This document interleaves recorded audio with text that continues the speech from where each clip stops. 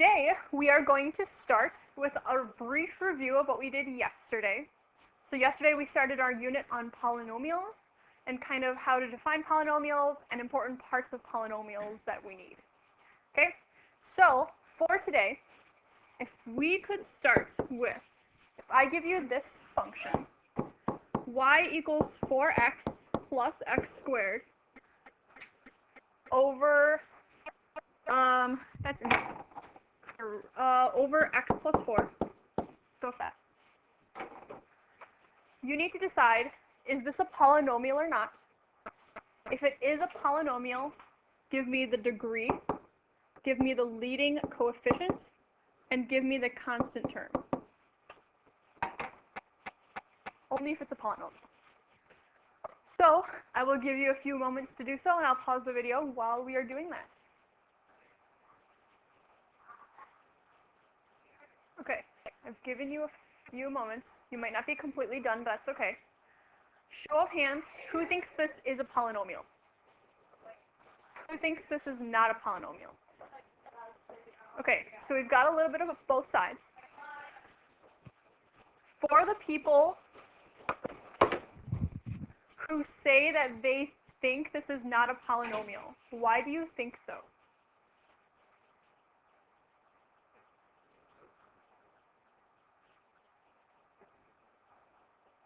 Simplifying? So there's this idea of simplifying.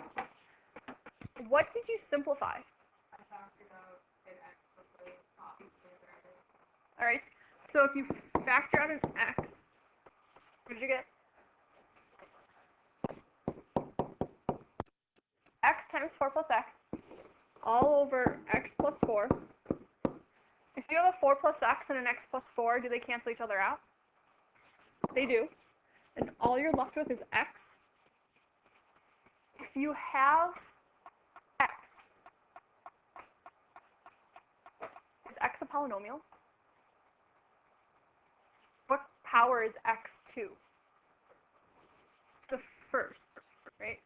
So if you have x to the first power, that's a polynomial. It'd be like saying 3x plus 2. Is that a polynomial? Yes. And all you have is just some x to the first power. So since we know it's the first power, we know the degree is 1. What is our leading coefficient? It's just 1. And then what is our constant term? Just 0, right? Because here we have our x. Our constant term is whatever term we have that doesn't have any x's associated with it. And there really is none, so you can just you can just write in a plus 0. But all that tells us is that our constant term is just 0. Okay. This was a review of what we did yesterday. The next thing that we are going to do is a review of something you did when you were in elementary school. Okay? If I have a number like 70, and I want to know how many times 5 goes into 70. Do you remember in elementary school how you did this the old-fashioned way without a calculator? Take a few minutes on your Notability doc and see if you can remember from way back then how to do long division. Okay? Try it out. I'll give you a few moments and I'll pause the video while you do it. So, just a show of hands, and don't be ashamed, this was like, what, 10 years for you? Like, you probably spent the majority of your life not thinking about long division. How many of you have absolutely no remembrance of what long division is? I will tell you, last class, that was half the class. They were like, nope, don't know long division. Don't want anything to do with it. Unfortunately, today, our lesson does have stuff to do with long division. Okay? So, if we quickly look at this, we want 70 divided by 5.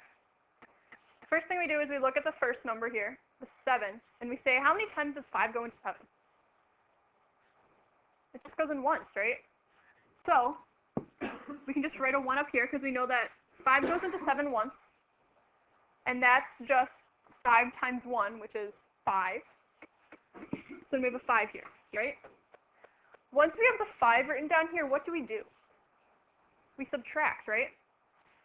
From this point on, I'm not going to use the word subtract. I'm going to use the word opposite. And you will understand more about, or the reason why later. But it's basically the same thing, right? So subtract.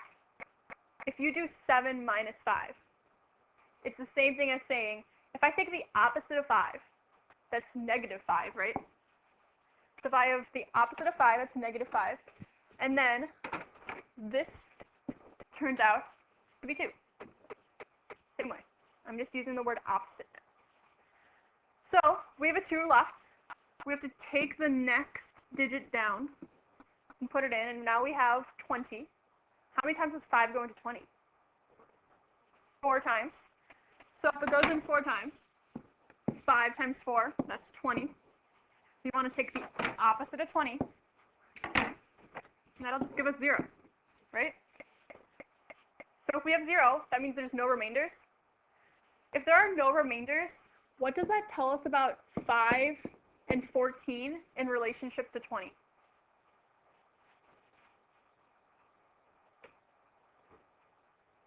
I know that 5 times 14 gives us, or in relationship to 70. I apologize.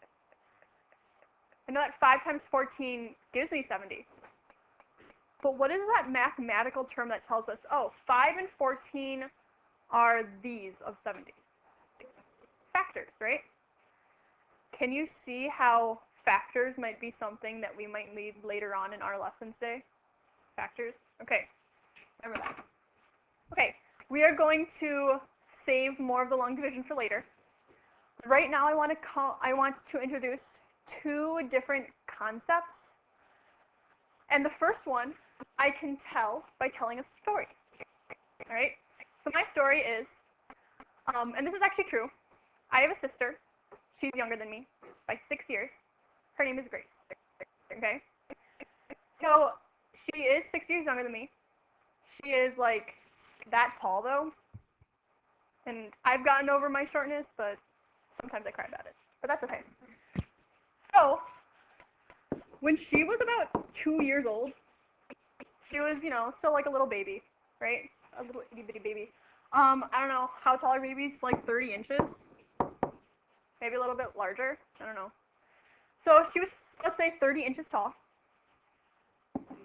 Right now, she's 16 years old. Okay? She's 16. She's taller than me. I'm about, 5'7"-ish. So she's about 5'10"-ish. So 5'10", that's about 70 inches. She's tall. Okay? If at 2 years she was 30 inches, and at 16 years she's now 70 inches. If I asked you, is it possible that at some time in between those 2 times she was 50 inches, what would your response be? Yes, obviously, right? You have to go from 30 to 70 somehow. Okay? This idea here is the real life way of discussing what we're doing today. Today, our first kind of idea that we're learning about is called intermediate value theorem. And all that means is, if I have a graph, we're going to do this very specific, and it's not going to be about numbers per se, but it's going to be about positives and negatives. So if I said, at this point right here, I had some positive number, and at this point right here, I had some negative number, and this is a function. What is true about the function in between these 2 points? Could you repeat that? I couldn't hear you. It had to hit 0 at some time, right? So sometime in here, I don't know if it was here or here or here, but sometime it hit 0. And that's going to be an important concept for us today. Okay? So that's all intermediate value theorem talks about. So, with our intermediate value theorem, the reason why we need to remember it is because if we go back to this idea of polynomials and we want to graph our polynomials, we need to figure out when our polynomials cross the x-axis, right? We want to know when they cross and when they don't, okay? So for this example here, if we are looking at this polynomial right here, take a few moments and figure out the zeros of this polynomial. It's already pretty much factored for us, so it'll be a little bit easier than normal, but take a few moments and I will pause while you find the zeros. Okay, now that we've had a little bit of time, Ava, can you give us one of the zeros that you found? 0. Okay. Caroline, could you give us another 0 that you found?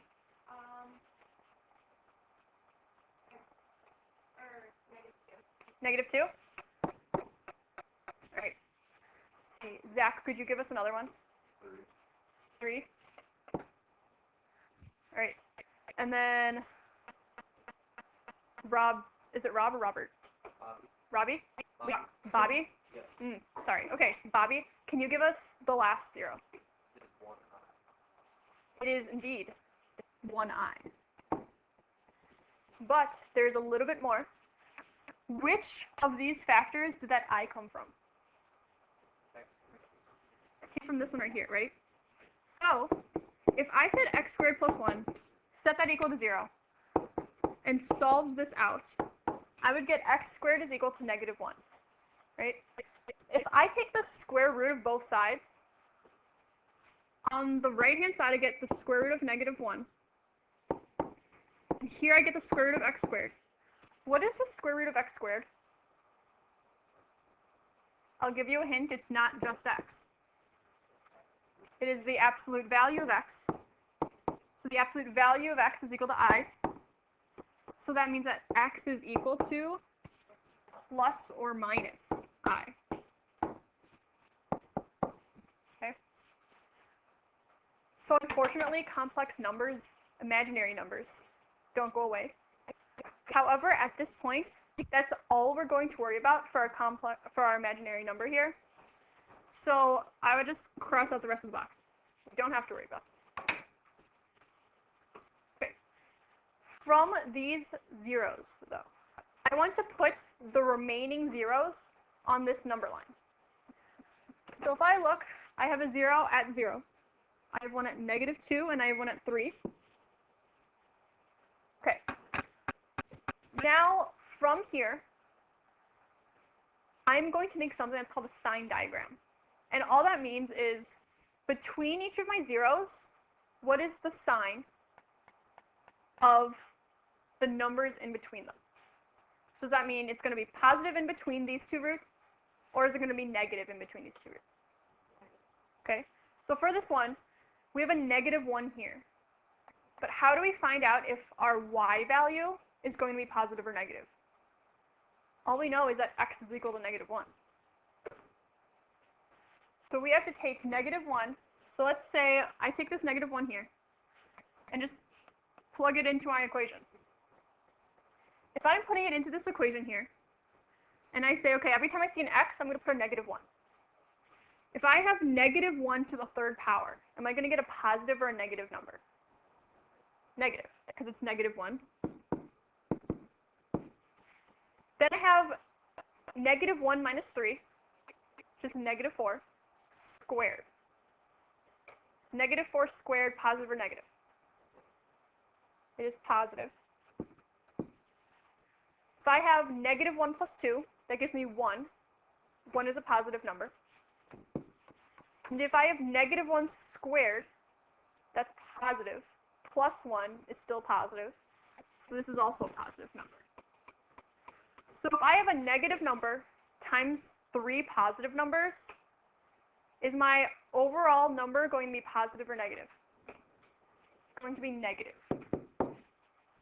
Which means that right here, all of the values of y between -2 and 0 are going to be negative numbers. We're going to get negative y values for all of those numbers. If we want to do the same thing in between here, between 0 and 3, we have multiple numbers we can choose. Which number would you rather use? 1 or 2? 1. 1 is a nice number. So let's use 1. If we use 1, and we do the same process, 1 cubed is positive. 1 minus 3 is negative, but it's squared, so it's positive. 1 plus 2 is positive. 1 squared plus 1 is also positive. So if we have 4 positives, is our overall y value positive or negative? Positive. That means that right here, we have a positive number for this entire section between 0 and 3. Okay. We would also have to do the same thing for numbers less than -2 and for numbers greater than 3. If we were looking at numbers less than -2, what would be a nice number to choose? That's you. What number would you probably choose that's less than -2? -3, -4, -5, something nice, right? If you're choosing a number larger than 3, you'd probably choose 4 or 5. For time's sake, though, I'm just going to tell you that over here, it'll all be positives for any numbers that are less than -2. And any x values that are greater than 3 will also be positive. Okay? So, now what we have here, notice we have a positive, and then after -2 it becomes a negative. What do we know if it goes from a positive to a negative? What number does it touch? 0. So that means that between the positive and the negative, it has to touch 0. Where do you think it's going to touch 0? At -2, because that's our 0, right? So we know that our graph is going to look something like this, where it becomes negative. Here it's negative and it turns to positive, so it's going to go through a 0 again. Now our problem is, here at 3, does the sign change? It doesn't. So how do we hit 3? Because we know that 3 is a 0. How do we hit it, but still make sure that it stays positive? Bounce it off. Exactly. Right. And a way that we can check this, if you look at the degree of this polynomial here, the degree is add up all of the x exponents. So you have 3, 4, 5. You have 3, 4, 5, 6, 7, 8. So you have a degree of 8, which is even. Your leading coefficient, since you just have implicit ones, it's just 1, which is positive. So if you have positive and even, what does your end behavior look like? This, right? Does this match? It does. So that's a good way to check. Okay? So I don't know about you, but would you want to have to check every single different interval? Because I wouldn't. So we're going to learn about something called multiplicity, which will help us, and then you'd only need to check like one number. Okay? So if we go back a slide, I know I went a little out of order there, but I think that it makes a little bit more sense this way. If you think about multiplicity, all multiplicity is it's just 2 steps, okay? Step number 1, or I guess it's 3 steps technically. The first step is, are you in a factored form? So are these all factored? Yes. Good. Check. Step 1 done. So then, step number 2, find your zeros. What are our 3 zeros here? Andrew, could you give us 1 0? 3? Okay.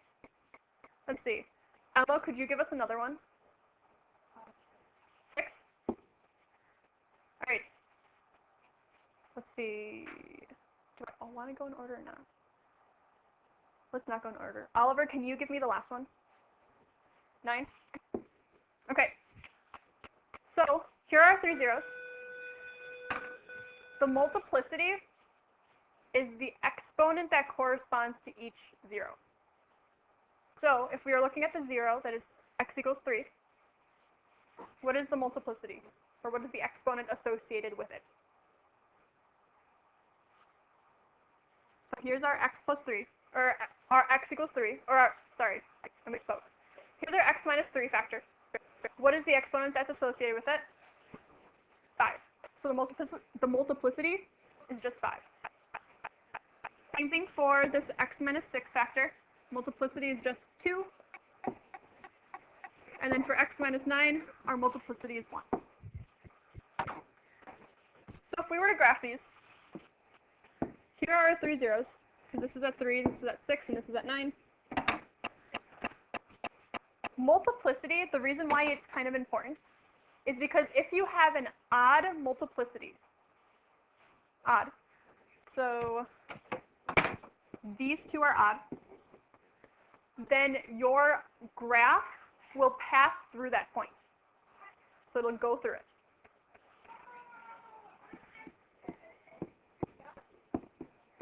If your multiplicity is even, it'll bounce off of it.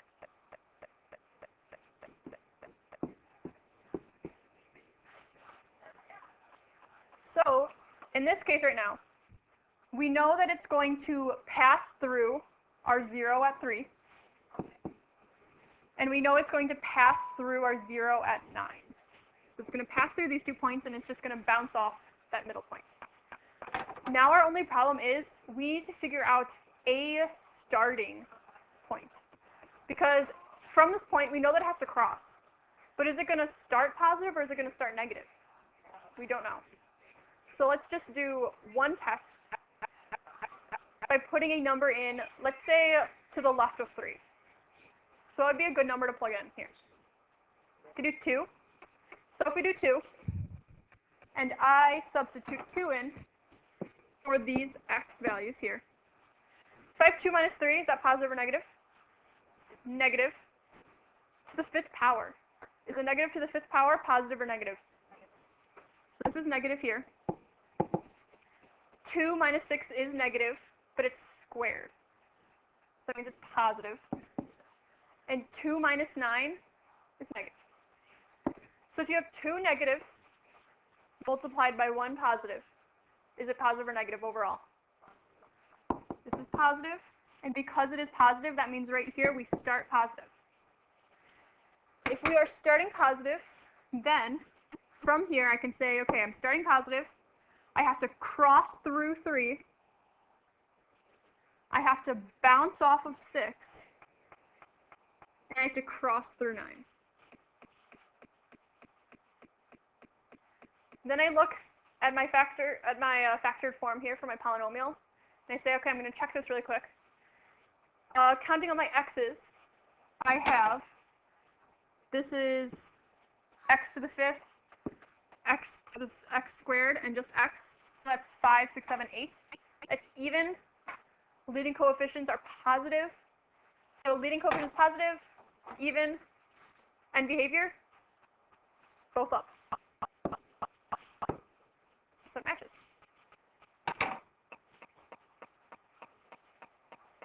Okay.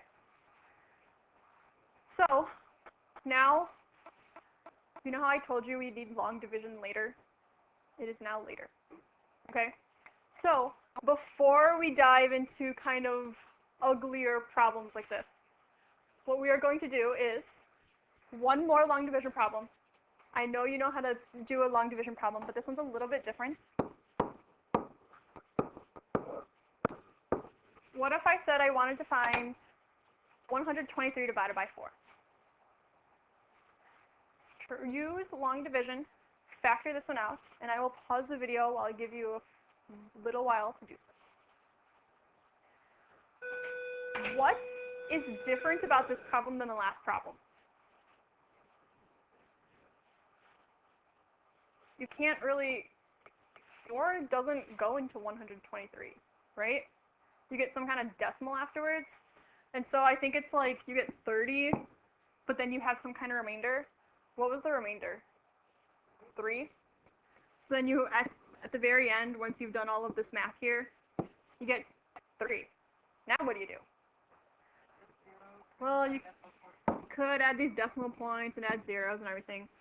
Because This was elementary school. We had no idea what fractions were back then, right? Because we were all so young. If you have a remainder of 3 out of 4, what is that in terms of decimals? It's just 0.75. That's the way that I like to cheat a little bit.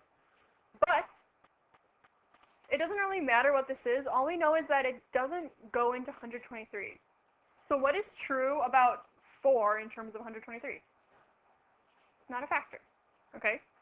This will be important to us because what we are doing right now has to do with factors of polynomials.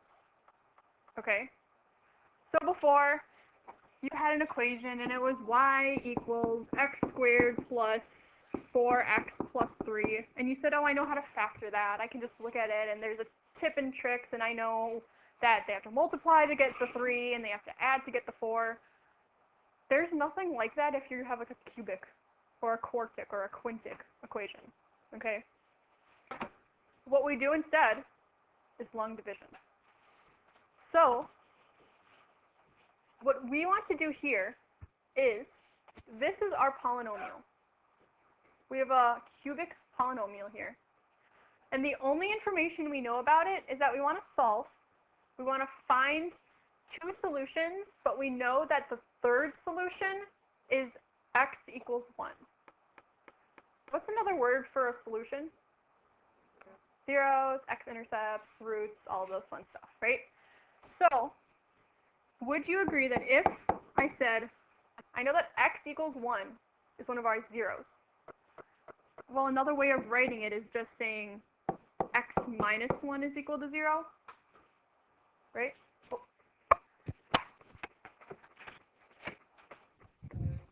Yep. So, at this point, if we know that x equals 1 is a solution, we know we can rewrite that as x minus 1 is equal to 0, because it's just a 0. So then we know, technically, don't we, that x minus 1 should be one of the factors out of our polynomial here. So if we know that x minus 1 is one of our factors, why don't we just try and get that out of this polynomial here? So if I took this polynomial and I divided x minus 1, you might look at that and say, whoa, wait, I wasn't prepared for that. That's crazy. You can't just long divide with variables. Unfortunately, you can. So that is what we are going to do today. I'll sit up on the board too. Okay. So if we are looking at this, we have x cubed plus 3x squared minus x minus 3 divided by x minus 1. Okay? So if we are looking at this, the first thing we want to think about is the same thing that we thought about just with regular long division problems. If I had, how many times does 2 go into 10? First thing I would do is, okay, how many times does 2 go into 1?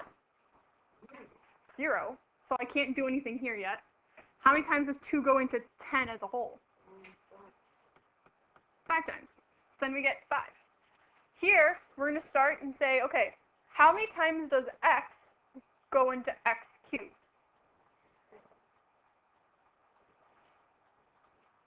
What do we have to do to x to get it to be x cubed? We have to multiply it by. So you have to, it needs to be cubed eventually, right? We need to multiply it by x squared. So we're going to multiply it by x squared. X times x squared is x cubed. What's negative 1 times x squared?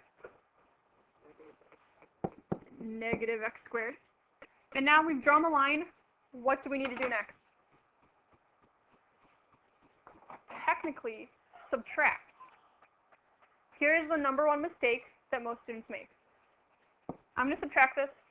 Oh, that just means, okay, x cubed minus x cubed, and now I have 3x squared minus x squared. Why is that wrong?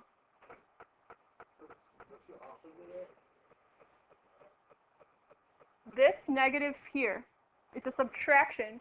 You want to distribute it to each. people are going to forget that the majority of the time. So instead, if I say, take your term, so the term that we had was x cubed minus x squared, and I just want the opposite of it.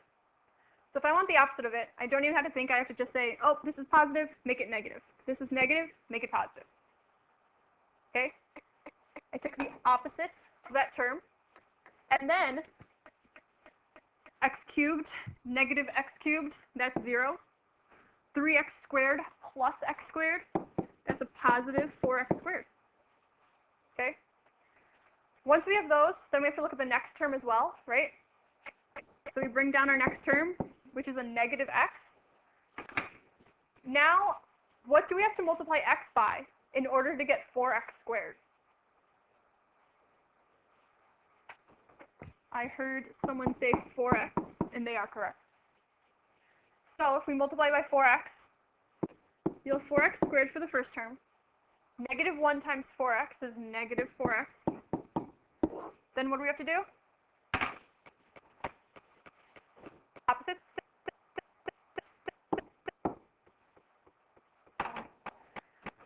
4x squared, negative 4x squared, that becomes 0. Negative x plus 4x is a positive 3x. And now we just need to bring down our last term here. We have 3x minus 3. And from 3x minus 3, this will extend a little more. How many times does x go into 3x?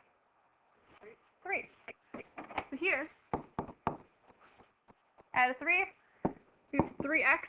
Negative 1 times 3 is negative 3. We want opposites of both of those. And what do we end up with? 0.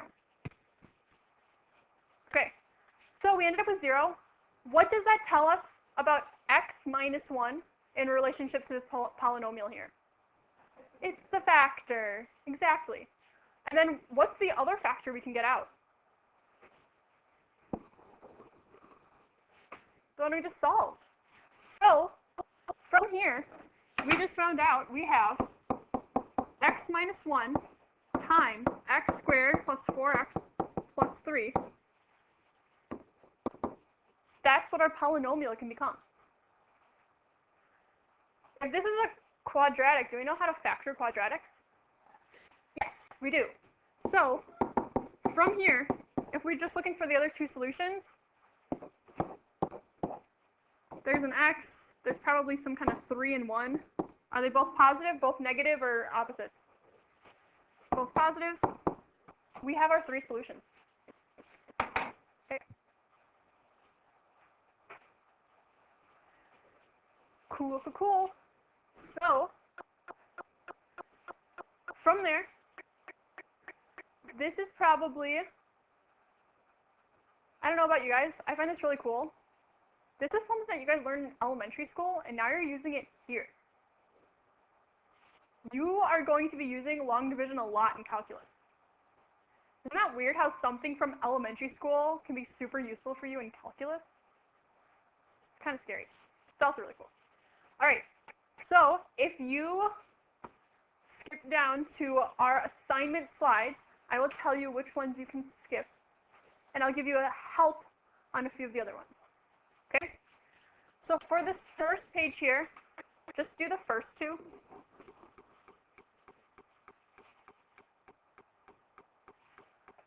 I would like you to do this one. This one is going to be a bit of a challenge, though. If you look at it right now, you have stuff that's like 1 over x squared. What should you do in order to get rid of all of your denominators from the beginning? You want to multiply everything by x squared on both sides, and make sure you are multiplying everything by x squared. Once you do, you'll get something to the 4th power. How are you supposed to factor something with the 4th power? My advice to you is you're going to get some kind of equation. It's going to have some more stuff, and then it's all going to be equal to 0. If you're stuck, try a few examples. Just plug in values for x and see if they equal 0. If they do, that's probably a root, right? I will give you a hint. That'll be one of your factors. How many factors are you going to have by the end? 4, because this is x to the 4th. Okay? All right. On this next slide here, I would like you to do the first one and not the second one. And then I would like you to try this one. If you look at this one, notice it has a table of values. What does that remind you of that we just did? L1, L2, linear regression. Okay, this process is the exact same as linear regression, except if you notice, it says you want to find the cubic and the quartic polynomials. That's not linear. If you look at your calculator at the same place you found linear regression, I don't know if you noticed this before, but there are functions that are called cubic reg and quart reg, which are just our regressions for cubic and quartic functions. Okay? Try this one. This, just choosing these two functions, is the only difference than if it was a linear regression. Right? So try this one, and then you do not have to worry about this one. We will start addressing stuff like this in future classes. Right? So, period ends at 40, correct? 39. All right, so 12 minutes. Okay, I'm getting there. So you have the rest of the class period to work on homework, and that is all we will have for today.